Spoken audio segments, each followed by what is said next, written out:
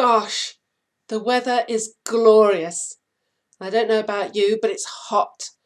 And I'm immediately drawn back to memories of being on my summer holidays when I was a kid. So if you've got staff on furlough, or even staff who are working from home virtually, you need to be aware of this experience that they may be having. Because quite frankly, if you are on furlough, then all you're thinking about is ice cream and barbecues. You are not thinking about work. And I'm hearing and having conversation with managers who, and I had one just this morning. Now she owns her business and her staff are on furlough, but of course she's not on furlough. In actual fact, she's been working extremely hard and has been thinking a lot about finance and figures and improvements and new processes and procedures and how she wants the team and how she's going to energize the team when they come back and all kinds of things. And she came through to me this morning and said, do you think I should ask my team to complete this exercise? And basically it was a self-reflection exercise around why they enjoyed their work and what they wanted to get out of work. And I went, no, they're on holiday. They're eating an ice cream. This would be like asking a kid in the summer holidays to do some maths work.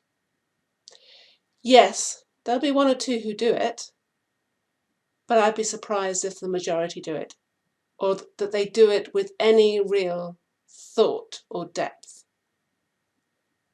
And all you'd be doing would be setting up the habit of you request and they don't do. And that's the last habit you ever want to allow to have happen within your team as a manager. If you find yourself in a similar position where as a manager you are now thinking about how do I bring my team back? Yes, definitely. You should be doing that. And you should also, as a manager, continue the social catch-up calls during furlough so that the team shares stories about dogs and ice cream and all kinds of things, chat. And also during those calls, of course, you've got the opportunity to update them on how the business is progressing, when you're likely to go back, in what form you're likely to go back, what the first couple of days of work are going to be like when you do go back. But if you're a manager on furlough, then one of your tasks will be to start thinking about how do I set the scene in those first couple of days, those first couple of weeks back at work, that will actually set the tone for the year ahead. It's a very unique opportunity. It's like the first day back at school. Do you remember that excitement? Do you remember that energy? Do you remember putting on the uniform and being pleased to go back to school? If they're not pleased to go back to work, then that's another conversation.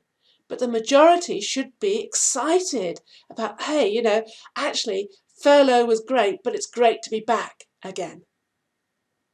And you want to bounce off that energy when they come in full of enthusiasm. This is your opportunity to start thinking about what messages, what key messages do I want to put in place? What exercises can we do as a team to start thinking about what are we going to achieve and how are we going to achieve that in the coming year and even beyond? Exciting times.